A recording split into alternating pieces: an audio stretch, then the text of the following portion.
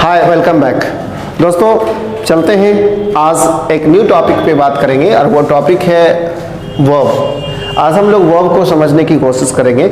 हाँ, एक चीज़ मैं आपको बता दूं कि आज की क्लास वर्ब पे मैं क्यों दे रहा हूँ। इसका कारण है कि एक बच्चा है मेरा स्टूडेंट, वो अक्सर कई बार मुझे पूछता है कि सर हम वर्ब नहीं समझ पाते हैं, तो आप एक वीडियो बना दीजिएगा जिसमें वर्ब पे आप डिटेल्स बात कीजिएगा और मैं आप उस वीडियो को बार बार 2-4 बार देखूंगा, तो मुझे उम्मीद है कि मेरा जो डाउट्स है वो क्लियर हो जाएगा। तो चलिए इस डाउट्स को समझने की कोशिश करते हैं। हाँ, यदि आपका भी वो समस्या है तो सॉल्व कर सकते हैं। दोस्तों ये जो वर्ब है, बच्चों का यही सवाल है कि सब्जेक्ट के बाद हम जो वर्ब डालते हैं तो इतना तो समझ में आ जाता है कि सब्जेक्ट सिंगुलर तो वर्ब सिंगुलर, सब्जेक्ट प्लूरल तो वर्ब प्लूरल। जैसे सी के साथ आप इज लगाते हैं, बट यू के साथ या दे के साथ आर लगाते हैं, तो वो बच्चा का कहना इतना हम समझ जाते हैं कि सब्जेक्ट सिंगुलर है तो वर्ब सिंगुलर लगाते हैं, सब्जेक्ट प्लूरल है तो वर्ब प्लूरल लगा लेते हैं। बट समस्या कहाँ होता है कि सर कई बार सब्जेक्ट के बाद डायरेक्ट आप मेन वर्ब लिखते हैं और कई बार मेन वर्ब के साथ हेल्पिंग वर्ब भी लिखते हैं। तो ये हम समझ नहीं पाते हैं कि हेल्पिंग वर्ब के साथ मेन वर्ब कहाँ दे और कहाँ ना दे। ये एक पहला समस्या है। और दूसरा समस्या है कि आप आई थिंक क्या करते हैं कि हेल्पिंग वर्ब जो देते हैं तो कई बार डू डज देते हैं, कई बार डीड, फिर have has, is am are, was were. तो हम ये नहीं समझ पाते हैं कि कौन सा हेल्पिंग वर्ब हमें कहाँ देना चाहिए। तो मेरे ख्याल से आज का ये वीडियो बहुत ही खास है, बहुत इंपॉर्टेंट है। आप अपना समस्या को समाधान कर सकते हैं इस वीडियो को देखकर। दोस्तों देखिए है क्या कि ये जो मेन वर्ब होता है हमारा, मेन वर्ब, यहाँ पे जो मेन वर्ब आती है तो उस मेन वर्ब का क्या फंक्शन है उससे समझते हैं। तो मेन वर्ब का पहला फंक्शन है कि एक्शन होना चाहिए उस वर्ब में। अगर किसी शब्द में एक्शन है और टाइम है तो उसे हम मेन वर्ब कह सकते हैं। जैसे आपने कहा ही स्पीक्स इंग्लिश, वह अंग्रेजी बोलता है, वह अंग्रेजी बोलता है। दैट मीन्स क्या है कि अंग्रेजी बोलने की उसको आदत है, वह अंग्रेजी बोलता है, यानी प्रेजेंट टाइम में वो अंग्रेजी बोलता है। तो ये शब्द जो है स्पीक्स, यहाँ पे वर्ब का कौन सा फॉर्म्स है तो ये वर्ब 5 है। ये सब्जेक्ट के हिसाब से आया है। सब्जेक्ट हमारा ही है सिंगुलर, इसलिए हमारा यहाँ पे स्पीक्स आया है। सब्जेक्ट अगर दे होता प्लूरल तो यहाँ पे हम लिखते स्पीक, यानी वर्ब ऑन का प्रयोग करते हैं। दरअसल आप वर्ब ऑन का प्रयोग कीजिए या वर्ब 5 का प्रयोग कीजिए, वो मैटर नहीं है। मैटर ये है कि ये हमारा मेन वर्ब है या नहीं। तो मेन वर्ब कैसे समझेंगे, तो यदि इसमें टाइम भी हो और एक्शन भी हो तो मेन वर्ब होगा।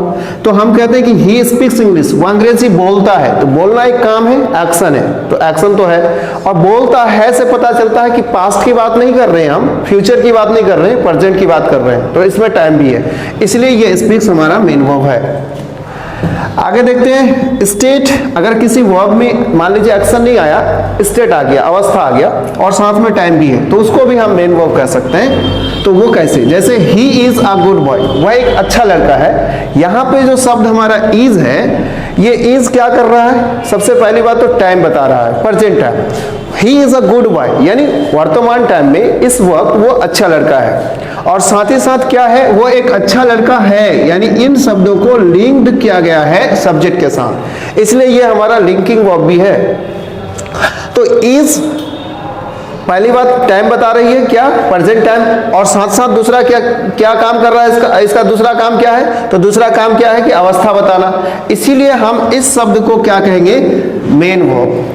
अब आते हैं अगला क्या फंक्शन है। यदि आपका वर्ब में पोजीशन है, यानी अधिकार, कोई ऐसा शब्द है जिसमें अधिकार दिखाया जा रहा है और साथ में टाइम भी है, तो उससे भी आप मेन वर्ब कहेंगे। जैसे यहाँ ही हैज अ कार, उसके पास एक कार है, तो इस शब्द में जो हैज है तो ये कौन टाइम दिखा रहा है, प्रेजेंट टाइम दिखा रहा है। और साथ ही साथ क्या है कि यहाँ पे ये नहीं बताया जा रहा है कि वह क्या है, यानी सब्जेक्ट क्या है उसकी चर्चा नहीं है, बल्कि सब्जेक्ट के पास क्या है, तो सब्जेक्ट क्या रखता है, उसके अधिकार में क्या है, उस चीज की चर्चा है, इसलिए यह भी हमारा मेन वर्ब हुआ। तो आशा करते हैं आपको यह समझ में आ गया कि मेन वर्ब होने के लिए ये 3 गुण होना बहुत ही इंपॉर्टेंट है। एक्शन के साथ टाइम तो मेन वर्ब, स्टेट के साथ टाइम तो मेन वर्ब, पोजीशन के साथ टाइम तो मेन वर्ब। अगर इनमें से ये चीजें हैं, ये नहीं है तो मेन वर्ब नहीं, ये है ये नहीं तो मेन वर्ब नहीं। तो मेन वर्ब होने के लिए ये दोनों चीज का होना बेहद इंपॉर्टेंट है। आइए अब हेल्पिंग वर्ब को समझते हैं। तो हेल्पिंग वर्ब का मतलब है कि वो केवल टाइम बताएगा और साथ में वो मीनिंगलेस भी होगा, यानी उसका अपना कोई एक अर्थ नहीं होगा, केवल वो टाइम बताएगा, टाइम बताने का मदद करेगा। जैसे यहाँ देखिए ही इज स्पीकिंग इंग्लिश, वह अंग्रेजी बोल रहा है। इसके मतलब क्या है कि ये जो हमारा स्पीकिंग है ये क्रिया का कौन रूप है, तो फोर्थ रूप है। तो क्रिया का फोर्थ रूप क्या करता है, कंटिन्यूअस एक्शन को दिखाता है कि कोई एक्शन जो है वो कंटिन्यू है, यानी प्रोसेस में है। तो आप जरा बताओ, ये कंटिन्यूअस एक्शन को दिखाता है, लेकिन अगर इस इज को हटा दिया जाए तो क्या हो जाएगा, ही स्पीकिंग इंग्लिश। इससे ये पता नहीं चल रहा होगा कि इस वक्त बोल रहा है या किसी खास टाइम में बोल रहा था या किसी खास टाइम में बोल रहा होगा। लेकिन जैसे ही इज लगा देते हैं या वाज लगा देते हैं तो टाइम क्लियर हो जाता है। He is speaking English, that means वह अभी इंग्लिश बोल रहा है। अगर मैं कहूँ ही वाज स्पीकिंग इंग्लिश तो किसी टाइम में बोल रहा था। दैट मीन्स क्या है कि हेल्पिंग वर्ब क्या करता है, इस ये जो शब्द है हमारा, ये हमारा वर्ब फोर है, तो ये एक्शन तो है, ठीक है, लेकिन मेन वर्ब होने के लिए एक्शन के साथ क्या चाहिए, टाइम। तो इसके पास टाइम नहीं है, ये बेचारा टाइम नहीं दिखा पा रहा है, तो इसको टाइम बताना पड़ेगा तभी मेन वर्ब होगा। इसीलिए ये वर्ब को लेता है, यानी इसका अपना एक मददगार, इसका दोस्त चाहिए जो उसको मदद करे। तो ये इज आ जाता है, इज आने से उसको मदद मिल जाता है समय का, तो इसके अंदर समय आ जाता है। जब इसके अंदर समय इन्वॉल्व हो जाता है, अब टाइम भी इन्वॉल्व हो गया, तो अब ये जो फ्रेज है ऑज को हटा देते हैं, इज स्पीकिंग, ये कंप्लीटली अब हमारा एक्शन वर्ब बन गया है। क्यों एक्शन वर्ब बन गया है, क्यों, क्योंकि यहाँ इज टाइम दे दिया स्पीकिंग को, और स्पीकिंग पहले से क्रिया है, तो टाइम और क्रिया यानी एक्शन और टाइम दोनों मिल गया, तो फिर अब हमारा हो गया एक्शन वर्ब। अब ये एक्शन वर्ब बन गया है। अर्थात समझ में ये आया कि हेल्पिंग वर्ब का प्रयोग सेंटेंस में इसलिए किया जाता है कि एक अधूरा वर्ब को पूरा किया जा सके। अब उसको पूरा करता है क्या चीज देके, तो टाइम देके, ये टाइम देके मदद करता है। इसका कोई मीनिंग नहीं है दोस्त। ही इज स्पीकिंग इंग्लिश, वह अंग्रेजी बोल रहा है। अगर इसका मीनिंग खोजिएगा तो इतना है कि वो प्रेजेंट टाइम को दिखा रहा है और इसका मीनिंग है, आप ऐसा लगा सकते हैं। दरअसल आप अगर इस चीज को ग्रामरियन के हिसाब से देखिएगा तो मीनिंगलेस है, इसका कोई मीनिंग नहीं है, केवल ये प्रेजेंट टाइम को दिखाता है, ठीक है। आइए, अब समस्या है कि हम इज एम आर कहां लगाएंगे, डू डज क्यों लगाएंगे, कहां लगाएंगे, और हैव हैज कहां लगाएंगे, तो थोड़ा एक मिनट उसको भी देख लेते हैं। तो दोस्तों सबसे पहले एक फंक्शन को और आपको समझना होगा कि हम हेल्पिंग वर्ब का प्रयोग क्यों करते हैं।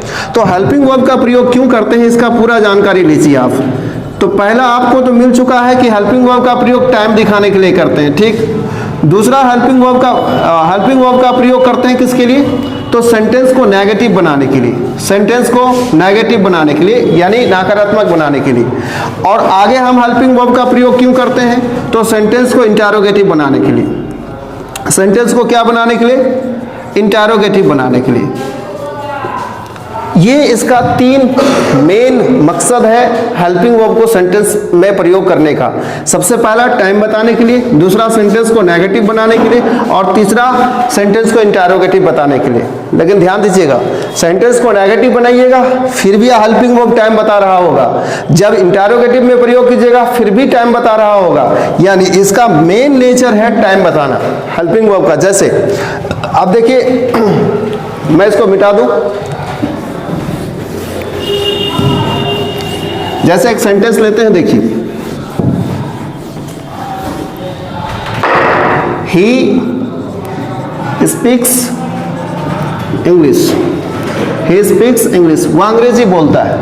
इस वाक्य में देखिए हमारा मेन वर्ब कौन है, स्पीक्स है। इस सेंटेंस को यदि हम नेगेटिव बनाना चाहते हैं तो आप कहां नट लगाइएगा, यहां, ही नट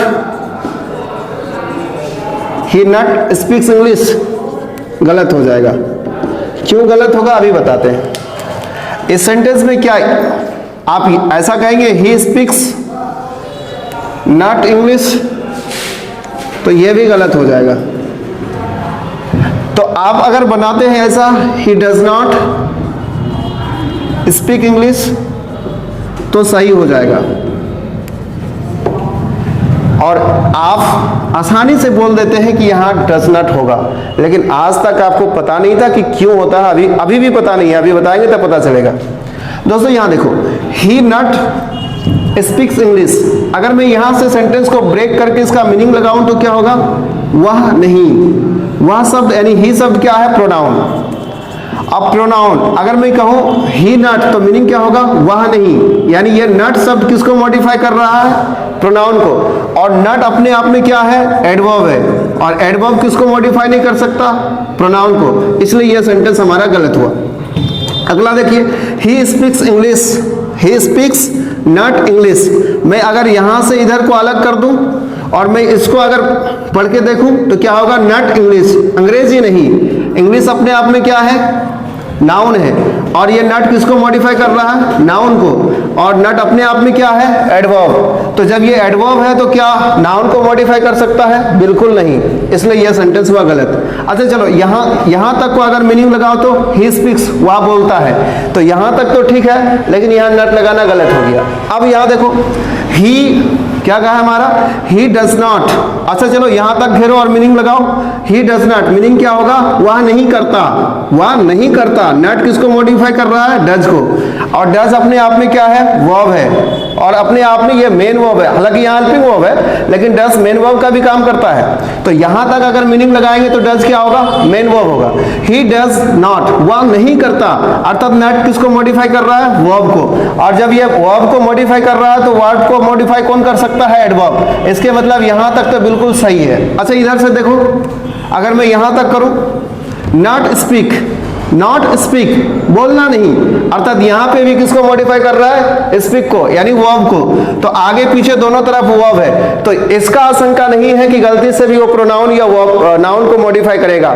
और याद रखना, एडवर्ब गलती से भी नाउन या प्रोनाउन को मॉडिफाई नहीं कर सकता, इसीलिए हेल्पिंग वर्ब का प्रयोग किया जाता है। मेरे ख्याल से आप समझ गए। अब सवाल यह है कि सर यहां पे इज भी तो कर सकते थे, डज ही क्यों?